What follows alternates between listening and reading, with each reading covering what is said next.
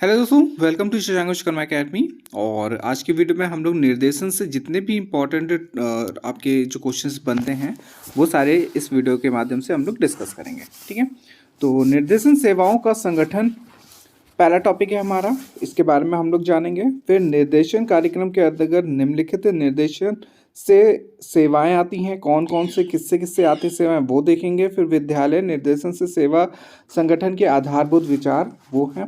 तो ये सारे जो इम्पोर्टेंट पॉइंट्स हैं, जो हेडिंग्स हैं, वो सारी इस वीडियो में हैं, वो आपके रिवीजन के तौर पे आपके काम आएंगी। ठीक है, और जो भी नए हैं इस चैनल पे प्लीज़ सब्सक्राइब कर लें, ऐसे ही वीडियो आप लोगों को मिलती रहेगी। ठीक है, तो चलिए स्टार्ट करते हैं।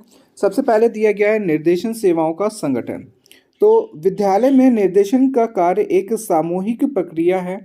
विद्यालय में निरीक्षण सेवा के संगठन की बहुत आवश्यक है। निर्देशन से विद्यालय के प्रति एक क्रियाकलाप का एक मुख्य या महत्वपूर्ण भाग है। निर्देशन का विद्यालय के सामान्य जीवन से एक अलग नहीं किया जा सकता है। देखिए, इसको क्या है कि ये जो बेसिक चीज़ें हैं जो वो इस पे दी हैं, मैंने वही चीज़ ली है इस पे खाली। ठीक है, तो निर्देशन से रिलेटेड जितने भी इंपॉर्टेंट टॉपिक्स हैं वो मैंने पहले ही बता दिया कि इस वीडियो में रहेंगे। तो देखिए, सबसे पहले कि जो विद्यालय है, एक इमेज बनाइए। अब उसके अंदर निर्देशन के कौन कौन से कार्य हो सकते हैं वो देखिए। ठीक है, मतलब कि निर्देशन सेवाओं का संगठन क्या होगा इस पे। तो देखिए, ये हो गया हमारा विद्यालय। इस पे निर्देशन का कार्य एक कैसा प्रक्रिया है, सामूहिक प्रक्रिया, सब लोग मिलजुल के ही कर सकते हैं। ठीक है, तो सामूहिक प्रक्रिया है। विद्यालय में निरीक्षण सेवा के संगठन ही बहुत आवश्यक है। तो कौन से संगठन आवश्यक है? निरीक्षण सेवा। और निर्देशन से विद्यालय के प्रति एक क्रियाकलाप का महत्वपूर्ण भाग है। निर्देशन को विद्यालय के सामान्य जीवन से अलग नहीं किया जा सकता। मतलब कि जो हम लोग का सामान्य जीवन है उससे विद्यालय को अलग नहीं किया जा सकता है निर्देशन को, और ना ही इसको विद्यालय के किसी एक विशेष भाग में केंद्रित किया जा सकता है। ठीक है, तो ये हमारा हो गया निर्देशन सेवा का संगठन। अब हम लोग पढ़ेंगे निर्देशन कार्यक्रम के अंतर्गत जो निम्नलिखित सेवाएं हैं निर्देशन की, कौन कौन सी हैं उनको।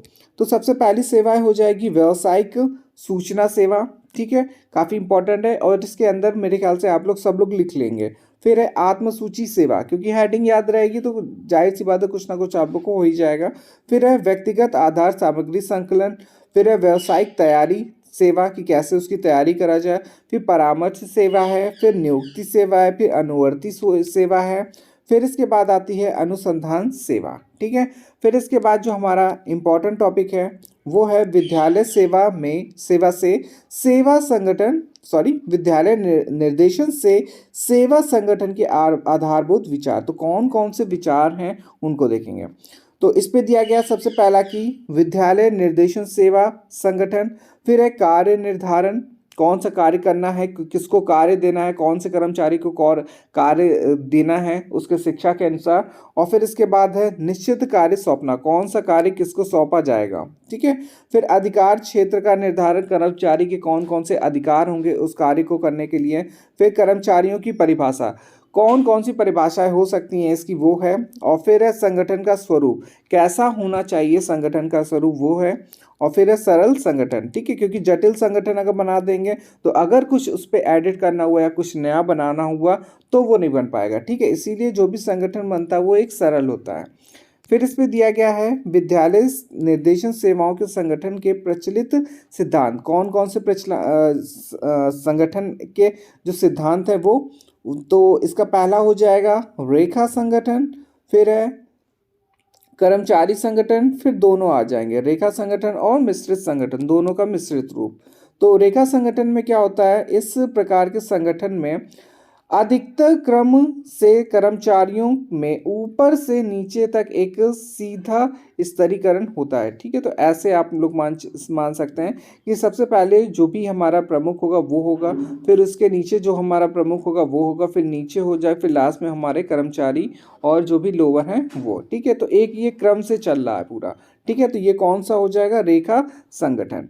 फिर इसके बाद आता है कर्मचारी संगठन। तो कर्मचारी संगठन में क्या है, संगठन में मुख्य प्रशासकीय अधिकारी कार्य क्षेत्रों के शीर्ष अधिकारी को सौंपा जाता है और वे प्रमुख अधिकारी अपने कार्य के लिए उत्तरदायी होते हैं। इस प्रकार के संगठन से लाभ है कि प्रत्येक वर्ग के कर्मचारी अपने अपने कार्य में विशेष कुशल से हो जाते हैं। मतलब कि यह है कि एक किसी विशेष को वो कार्य सौंपा जाता है, फिर वो अपना कार्य करवाता है। तो ऐसे क्या है कि जो भी जिसका कार्य होगा वो अच्छे से काम कर लेंगे।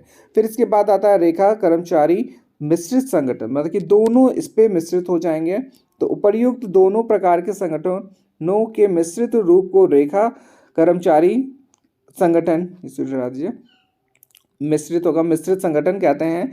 इस प्रकार के संगठन में उपर्युक्त दोनों प्रकार की संगठन पद्धति के लाभ विद्यमान जाते हैं। जैसे कि इसका प्रयोग क्या है, बड़े आकार की शिक्षण संस्थाओं में किया जाता है। ठीक है, तो जो हमारे बड़े संस्थान हैं, शिक्षण संस्थान, उस पे कौन सा संगठन यूज होता है, रेखा कर्मचारी मिश्रित संगठन। ठीक है, फिर इसके बाद आ जाते हैं निर्देशक सेवाओं के रूप। कौन कौन से रूप हैं, तो सबसे पहला आ जाएगा केंद्रीय रूप। तो इसमें क्या है, स्टार के निर्देशन से कार्यक्रम में मतलब कि इस प्रकार के आ जाएगा, इस प्रकार के निर्देशन कार्यक्रम में निर्देशन सहायता देना मुख्य रूप से प्रशिक्षित व्यक्तियों का कार्य है।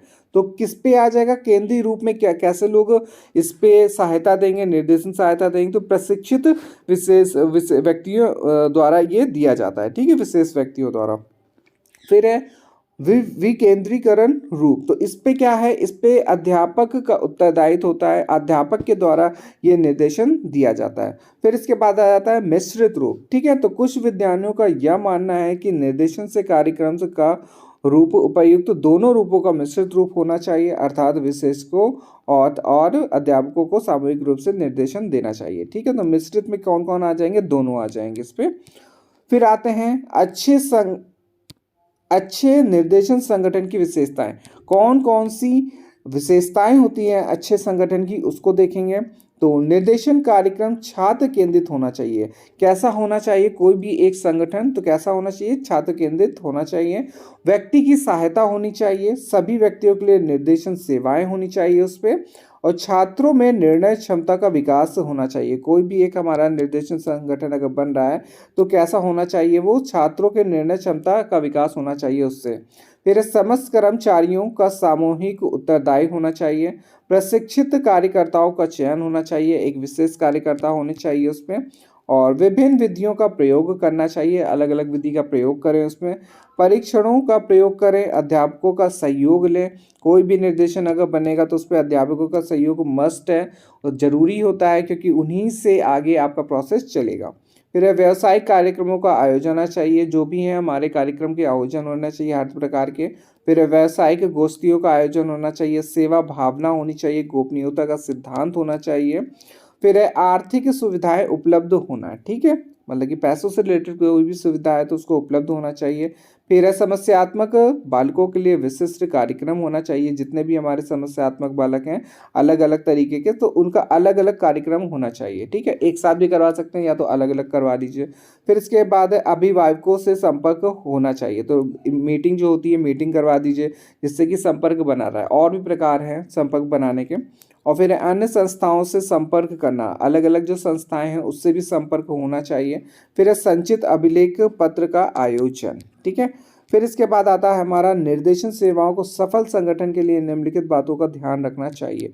तो कौन कौन सी बातें हैं, तो सबसे पहले निर्देशन, कोई भी निर्देशन बनाया जाए तो उसका क्या हो जाना चाहिए, उद्देश्यों का निश्चय होना चाहिए। और फिर विभिन्न स्तरों पर संपर्क स्थापित होना चाहिए। फिर है अर्थव्यवस्था, फिर निर्देशन कार्यक्रम से पुस्तकालय एवं वाचनालय की व्यवस्था होनी चाहिए। ठीक है, तो कोई भी निर्देशन होता है उसके लिए क्या है, पुस्तकालय का भी वहाँ पे होना चाहिए, और वाचनालय जहाँ पे वो भाषण दे सके वो भी होना चाहिए।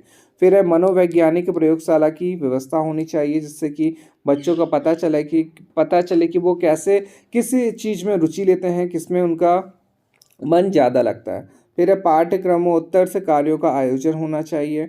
व्यावसायिक अवसर का आयोजन करना चाहिए। संचित अभिलेख पत्र होना चाहिए। फिर व्यावसायिक गोष्ठियों का आयोजन होना चाहिए।